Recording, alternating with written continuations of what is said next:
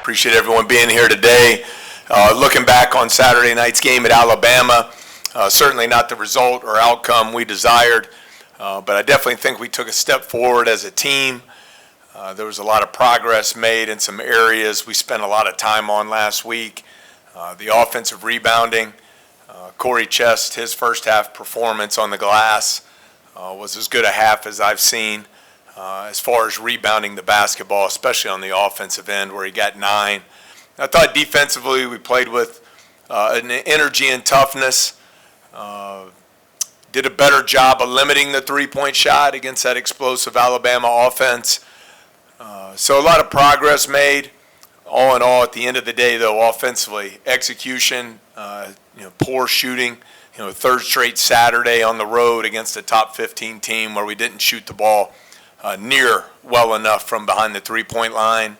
And while the turnover battle was even because of the 12 turnovers we were able to, or the 12 steals that we had in the game, still too many unforced errors that led to empty trips for us when you're trying to beat a top 5 team on their home floor. So I thought our players responded well. We had a really good practice this morning, and we're on to this great opportunity on Wednesday.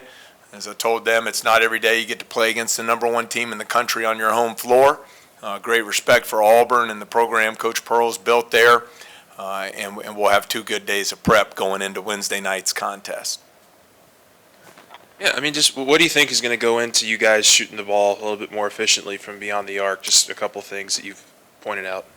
Yeah, I think number 1 is confidence. I think when I guess the first thing I should say, Glenn, is there's great credit to the defenses that we faced in those 3 games, where I believe we've been around 24 to 25% from behind the three-point arc. Offensively, can we do a better job of creating some higher percentage threes? But overall, I don't know that we're going to overnight become an elite three-point shooting team, but I thought we took more predictable shots on Saturday night, which gave us an opportunity to get to the offensive glass.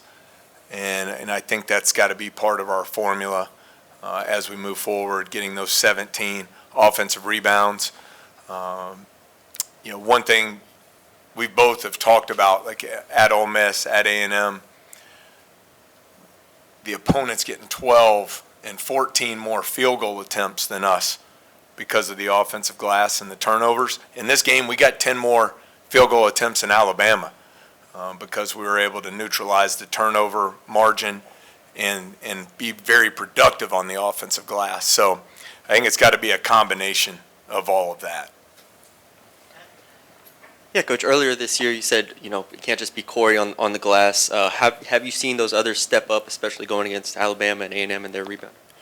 Well, Corey certainly stands out, getting 18 in a game. And that's what we need from him. And I'll get to your question, but I had really challenged him from an energy and a motor standpoint. And I thought he really stepped forward to the plate. He also blocked 3 shots. I thought he just flew around, was everywhere on the floor. He got to the rim, finished some plays, goes on the road and gets a double-double. But I still think, in the win over Arkansas, Damian got 10 rebounds.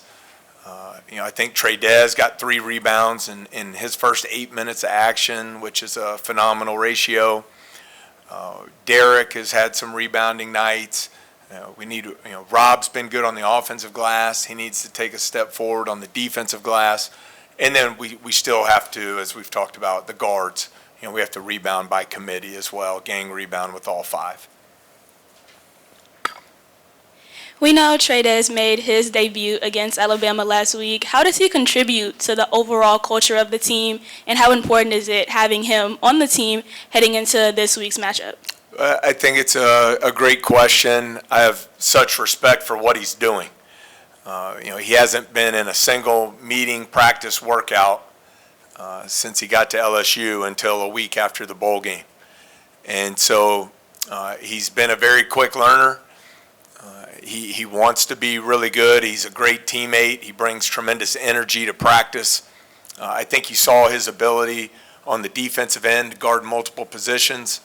on Saturday night. I mentioned his rebounding, the 3 rebounds in limited time. And then offensively, I think he can help us on the offensive glass.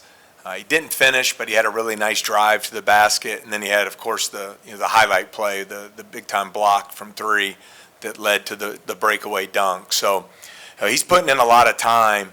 As I kind of flipped it on him, imagine if he went to the football field with no spring practice, no summer workouts, no fall camp, missed the first 6-7 games of the year, no position meetings, and then 3 days later be on the road playing at Alabama.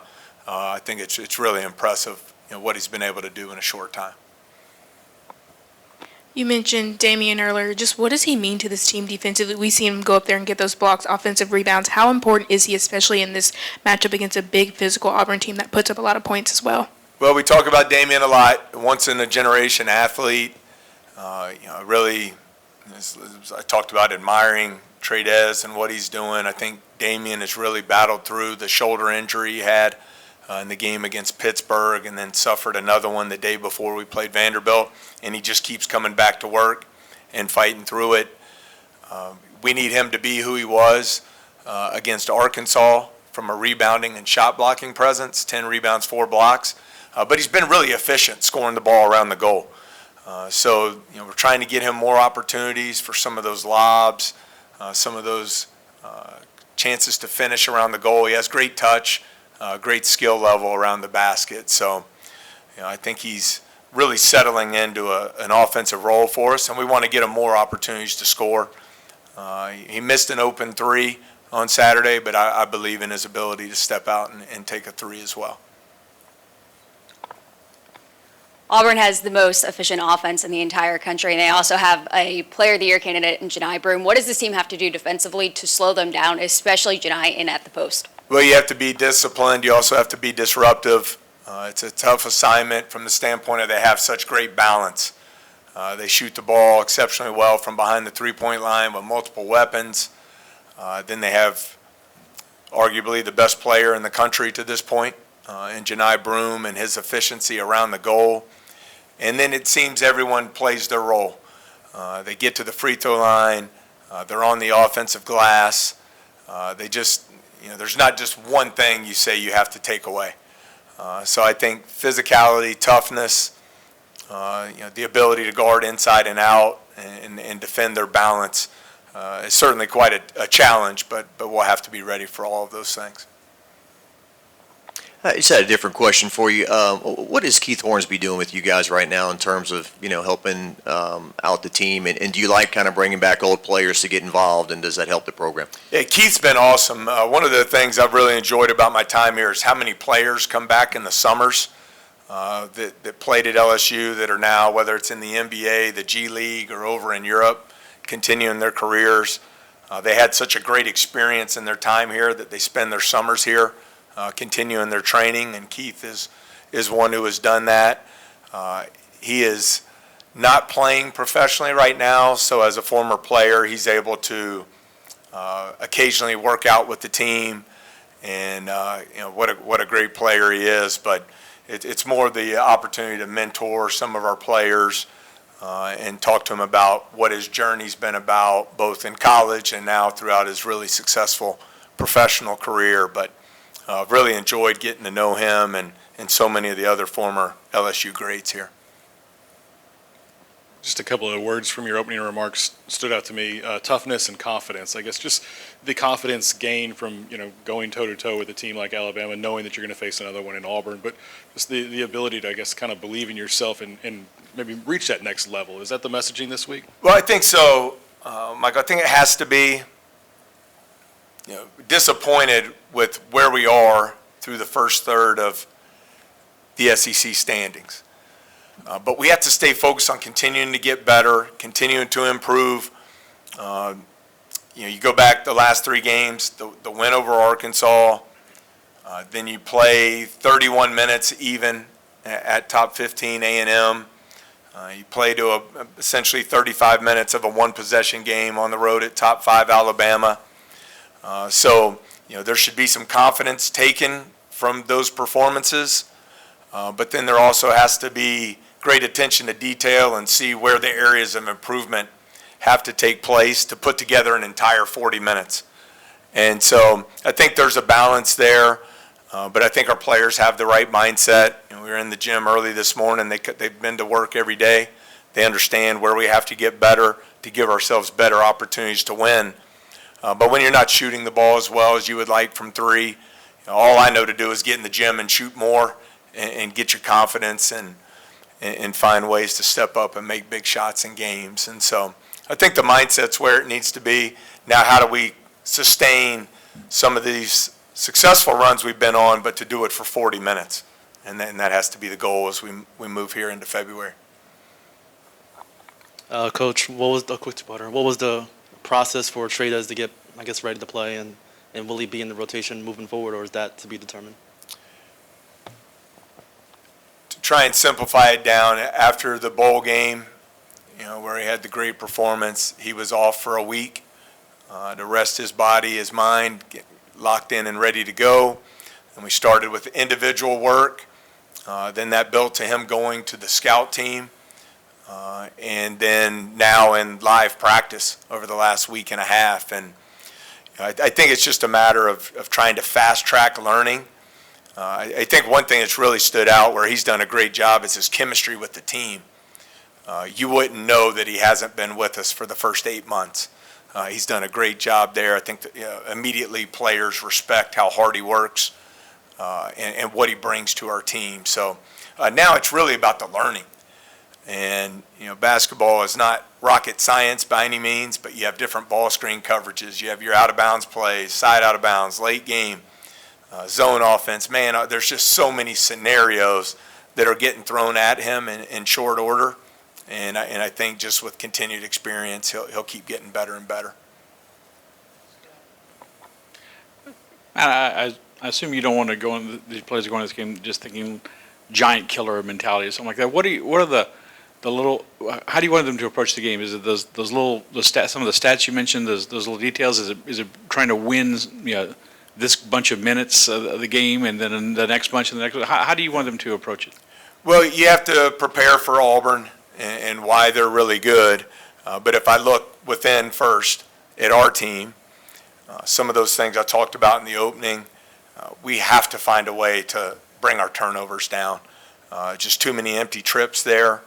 I think the formula of, while not shooting as well from three, but getting on the offensive glass more is a way to steal some possessions for us. How can we get to the free throw line more? We're leading the league in percentage. We've shot it really well there, but we need to get to the line more. And then, three-point defense was really poor through the first 5 games. I thought it was our best job defending the three on Saturday. That'll have to continue going into the Auburn game, who shoots it exceptionally well from behind the arc also. So I think those are areas we focus on ourselves. And then against Auburn, they present so many problems because there's a great question. They are the #1 offense in the country, but they're also very disruptive defensively. They're one of the top 5 shot blocking teams in the country. So decision-making becomes really important. So it's, when you go through all this and you're not getting the final result that you would like here a third of the way through the season, you can't just, it's not just one thing that's leading to the loss. So it's, a culmination of things. How do we keep improving? I think when you get off to a slow start, your mindset and confidence becomes a huge part. And that's what I love to see on Saturday's game. I thought you saw LSU bodies diving on the floor for loose basketballs, chasing offensive rebounds, making a lot of toughness, extra effort type plays, and we need to continue that moving forward. Coach, Corey had almost more rebounds in the first half than he did in the whole SEC coming in. He had foul trouble a couple of times, but what happened in some of his early SEC games, you think? Well, I think really challenged him last week. And when you go back and look at whether it was the 13 rebounds in 21 minutes at Kansas State, you look at some of his double-doubles in December, I just thought the energy and the motor that he played with in those games was off the charts. And you get into SEC play, I think Corey's offensive rebounding is probably at the top of the other team's scouting report. So you got to take that energy and motor to another level if you want to continue to perform the way he was in December. And I thought you saw that on Saturday from the opening jump ball. He was everywhere, flying around, making plays, blocking shots, chasing rebounds, had some really nice finishes at the basket. And that's how he can continue to impact our team. Victorious Miller, do you have an update on him and if he could be available for this game tomorrow? And then just how you think Mike Williams has done stepping up in some of those minutes with Victorious out? Yeah, Glenn, Victorious had his first full contact practice this morning. I thought looked fairly effective. We'll come back again tomorrow morning and see how he is. As long as that practice goes as we would like, he would then be available for Wednesday's game. I thought Mike, especially that Arkansas game, the stability that he brought to the team on both ends of the floor, he hit a huge three, made big free throws, helped us beat press late in the game to hold off Arkansas there. The second piece of it is just hasn't shot the ball at the level we know he's capable of. So I think that's where selection and confidence become really important. He's a guy who shot 38% from behind the arc in league play last year, so he's proven he can do it. I think he just needs to see the ball go in and keep putting in the extra time outside of practice to get the confidence he needs going into game night. Yeah, Coach, the progress y'all have made defensively, especially in the last 3 games, just where have you seen the biggest growth and what's been working? I think physicality. It's the most physical league in the country. It's the most athletic league in the country, one of the oldest leagues in the country. So I think that was an adjustment we struggled with early.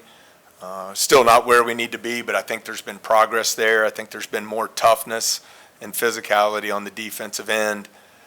You hold A&M in the 60s, hold Alabama down under their average. I think the commitment to team defense has been better.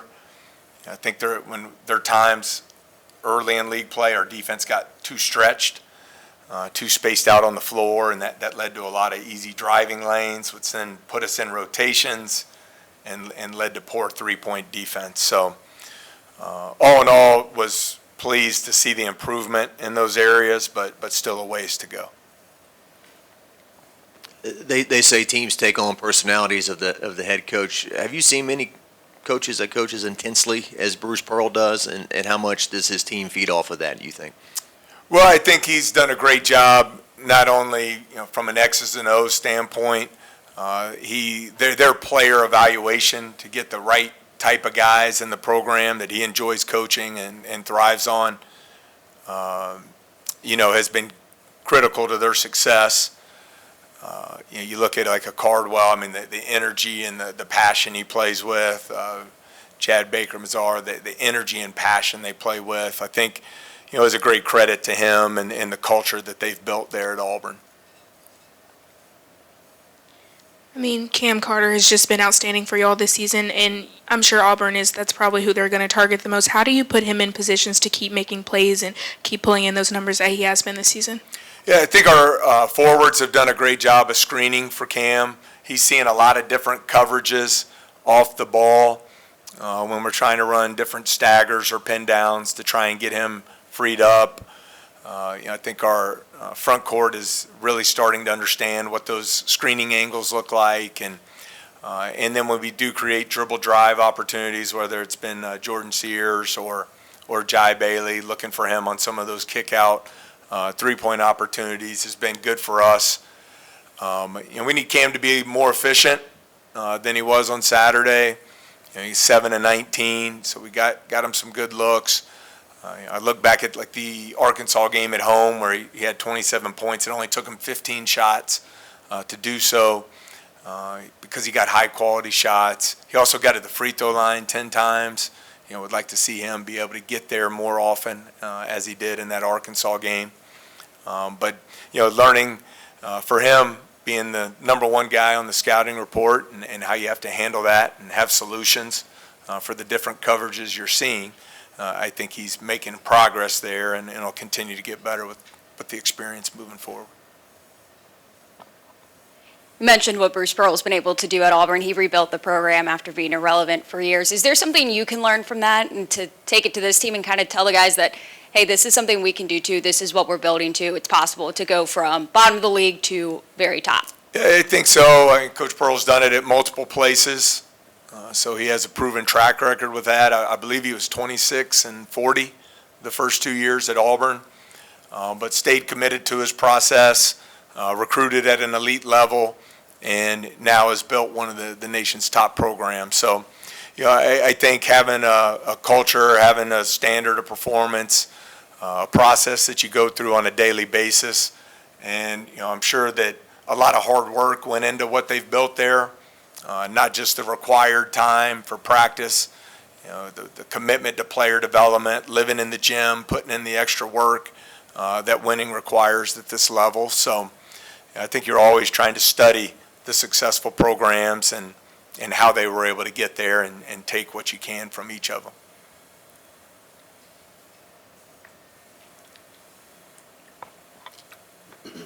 I noticed that Jalen Reed was in Alabama with you guys, and obviously he's traveling with the team. I guess even though he's not playing, what kind of leadership or what kind of, voices does he have still with the team? Jalen Reed, awesome young man.